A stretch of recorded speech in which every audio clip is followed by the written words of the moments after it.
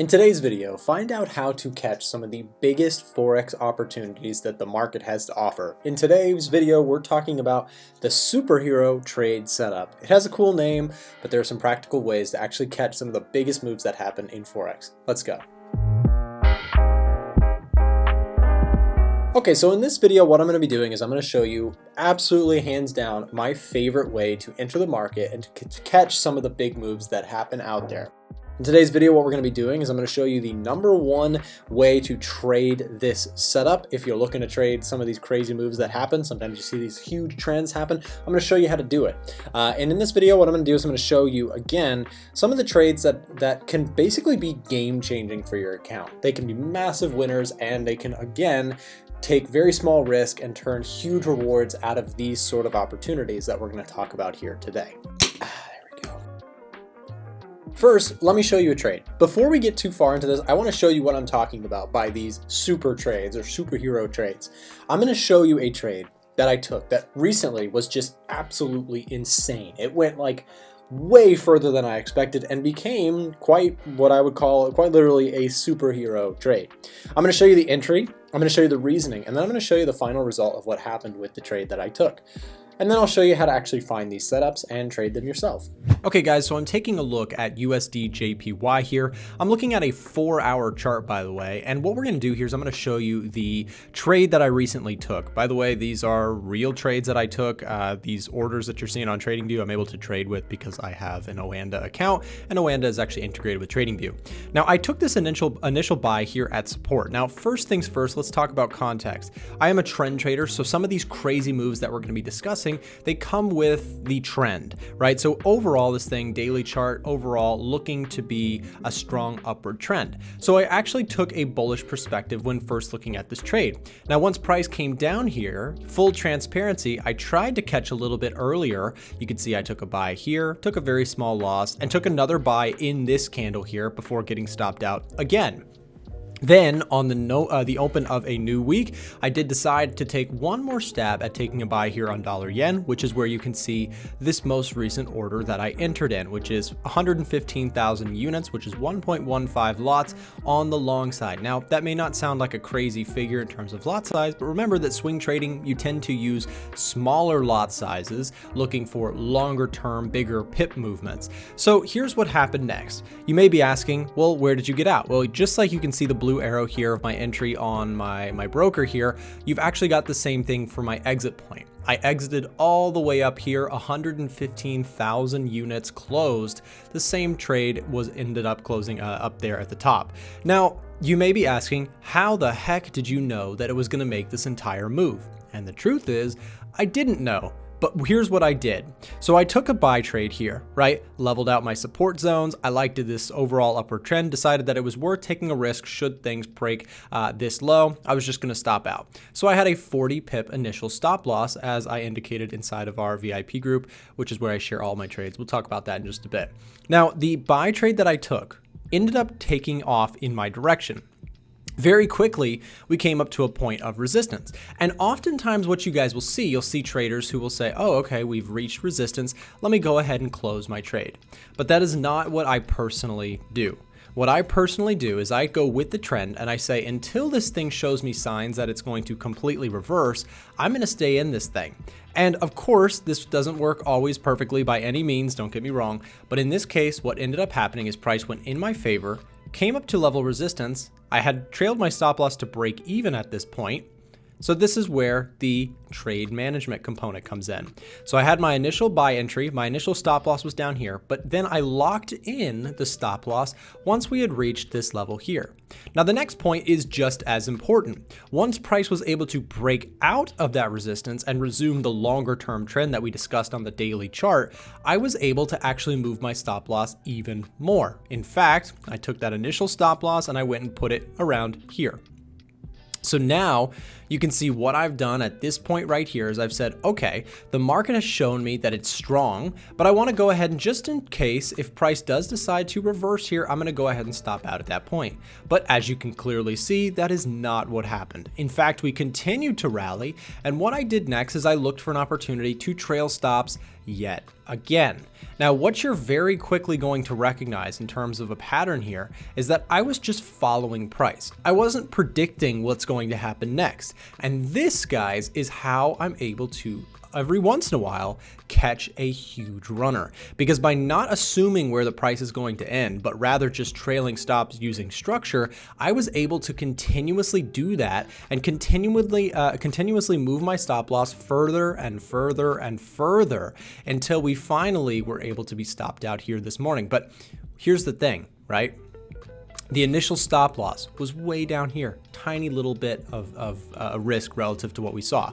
In fact, I risked $400 for full transparency when I took this first trade. So I lost a couple $100 trying to get the initial entry. But once the entry came, you'll see that it ultimately did not matter that I took some small losses, because once we just continued to rally, and we were able to continuously do this process of, let me get that right again, continuously do that concept of trailing stops. Eventually, I was stopped out here, but at this point, we had locked in about a $3,500 trade off of a $400 initial risk.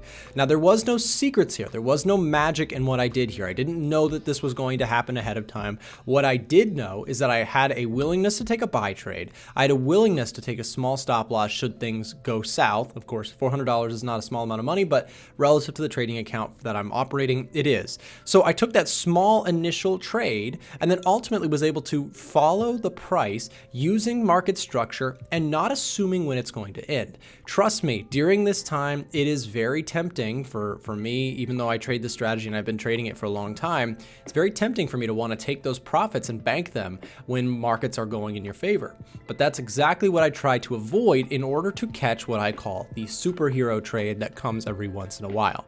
So this is basically a summary of a trade that I took recently. Again, this is a real trade, no demo profits, no nothing like that, but a real trade that I just was entered out or exited out of here this morning.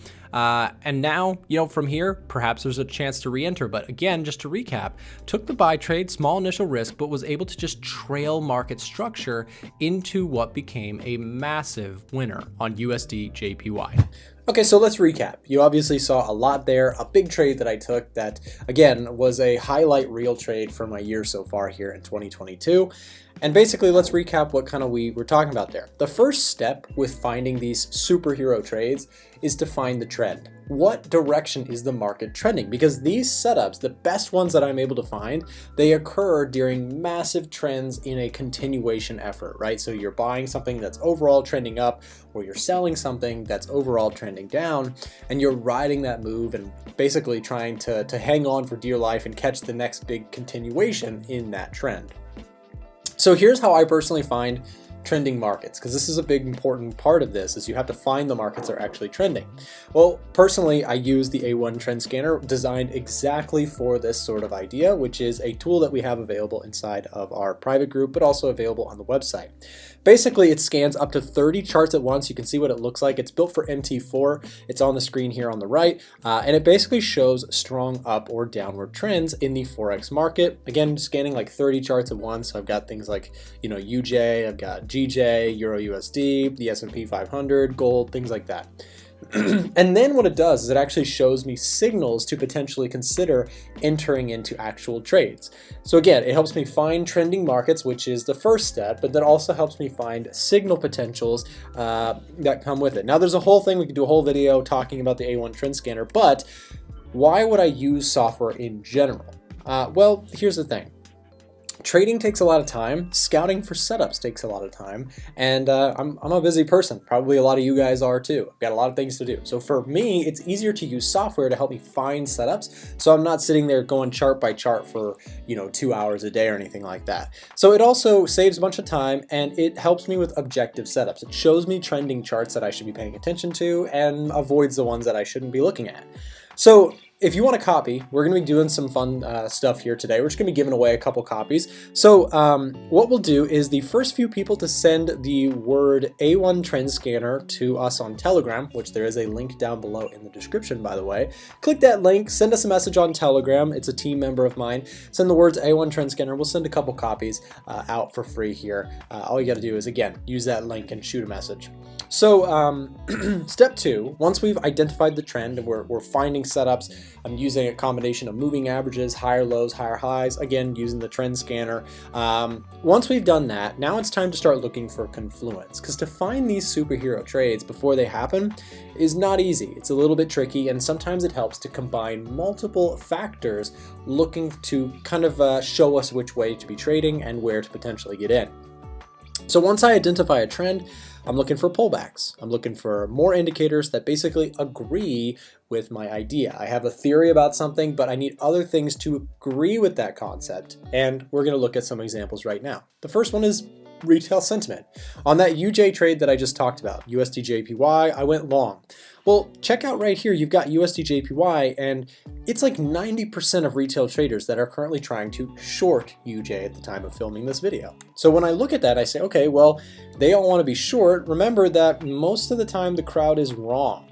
So if we have a situation in which 85% of the traders that are trading it retail side are shorting it, this gives me extra confluence to look for longs, which agreed with what I showed you guys earlier, the technical reasoning, the trending nature of the market, fundamentals recently have been bullish. So I'm combining all of these factors, I'm pulling them all together, and I'm saying, okay, is there multiple reasons? Is there many, many convincing reasons as to why I should buy or short a particular currency pair or market? Next up is price action and market structure. We talk about this a lot on the channel, so I won't spend too much time, but basically I'm looking for market structure, trending nature, technical analysis to agree with my setup.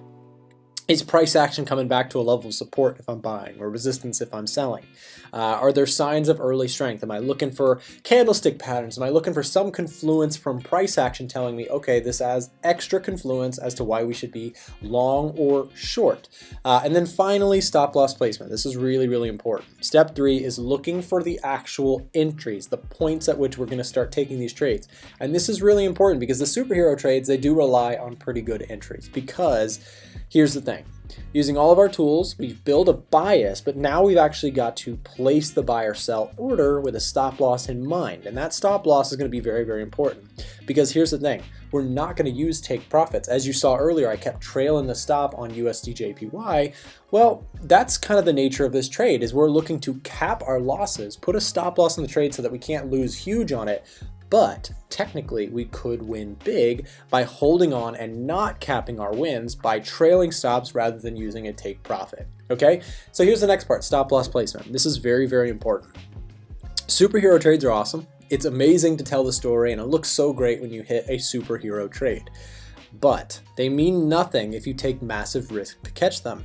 If you're blowing accounts after accounts trying to catch a superhero trade, it doesn't do you any good. So for here, the key note is that we're going to be risking small and limit the damage to the account if things go against us. We have to stop out quickly. So the main point here is that with superhero trading or superhero trades, we're looking to let those winners run when they finally come our way, and we're looking to let go of losers very, very quickly so that they can't damage the account. Because imagine having a superhero trade except that it goes against you. That does us no good. We don't want to hold on to super losers. We want to hold on to super winners. So that's the idea here. We're cutting those trades very quickly, just getting out, no problem. We'll look to re-enter. We'll try again at a later point. But for now, we're looking for losers to let go quickly, winners to hold on to them. Okay, important note here, right? Superhero trades, they don't happen that often. I'll just be straight up with you guys. If you're looking for something where it's like a magical every day you're hitting a superhero trade, gosh, you let me know when you find one because I'd like to know that too. For me, the point is we need to risk small that the losing streak that is inevitably going to happen trying to catch these sort of trades doesn't wipe us out. Survival is number one. When the trade finally comes though, we need to remember another piece. You know, you're risking small, you're taking small stops, maybe you're breaking even on a lot of trades. But when that winner comes, a lot of mistakes that are made by people who try and employ something like this is they don't ever let their winner actually run. You have to, if you're going to be, stopping low, stopping quickly, when you finally catch the runner, you've got to let it run. According to this strategy, we're letting winners run. We can't cap them. We can't just, snatch profit when we see it because then we'll never actually catch the superhero trade, which is the whole point of making this video and this strategy that I trade. So when we take the superhero trade and we finally have that entry, the important thing here is we have to let it run until the market tells us that it's time to get out, which again, as you saw in the example earlier, we're trailing stops, we're using structure to tell us when it's time to jump out of the trade. Okay, so the secret weapon here, as we mentioned, is the trailing stop. The trailing stop allows us to essentially cap our losses, but not cap our winners. And that's the idea that we're looking for, right? You have to accept that most trades just won't be massive winners. Most trades are going to chop around. They're going to stop you out before going the other direction. You're going to get break-even trades. You'll take small winners. It's not ideal, to be trailing stops. People don't love trailing stops because it's very frustrating to wait for the big one. But this, by definition, is what allows us to catch the occasional superhero trade because we don't cap the win and we occasionally will catch the huge one. So that's the whole point, right? We don't know which one is going to be the big one. You have a theory, you have an idea, but the market sometimes doesn't agree with you, right? There's no guarantee of what the market's going to do next. So we have to be ready for the big winner when it comes, hold on to it, and trail those stops accordingly. We'll need patience for this because there are times, there are like month spans where I'll catch no great trades like this, and then all of a sudden, 2 back-to-back big superhero trades, right? You have to, the market is just gonna, sometimes it's gonna agree with you, sometimes it's gonna be very nice to you, other times it's just not gonna do so. So here's how to start. The thing you need to do is practice the crap out of this stuff because, again, we mentioned Confluence, retail sentiment, COT reports is another thing to look at, fundamental analysis, technical analysis, refining your edges in different places, bringing it all together. It takes practice, and this is why I'm a big proponent or a big encourager of trading demo accounts. Trade on demo money and refine your entries and don't worry about making money today. The superhero trade is very attractive because it sounds like you can make a ton of money. The thing is, the allure of it doesn't quite match the reality of it. The reality of it is there's lots of little losses, break-even trades that you have to take in order to catch the big break, the big move. So when we look at this again, trade demo, practice the crap out of this concept. It's going to take some time to find these entries and to start actually learning how to hold on to them. But it is absolutely worth it once you catch those big winners. So again, join us if you haven't already. This is something that we are doing on a regular basis inside of our private VIP Discord channel. Inside of the group, we share all of our trades. So anytime I take a trade, whether it's a winner or a loser, that UJ trade I shared, by the way, was actually a trade alert that we shared. We watched that thing just float off into the sunset together. It was awesome. We had some really big wins just riding that move.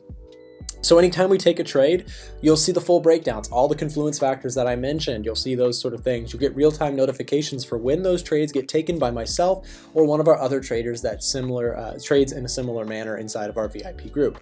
You also get access to our chat room, our coaching webinars, and so much more. So if you're not already in the group and you'd like to join, there's a link down below in the description. You can also send us a message on Telegram if you have any questions. That is both linked down below in the description. And if you use the code YTVIP, you'll get a discount for joining the group. You'll get some sort of subscriber discount. So if you'd like to join us, make sure to use that link down below in the description. Thank you so much for watching. I hope you got something out of it. Leave a like if you haven't already, and we'll see you next time.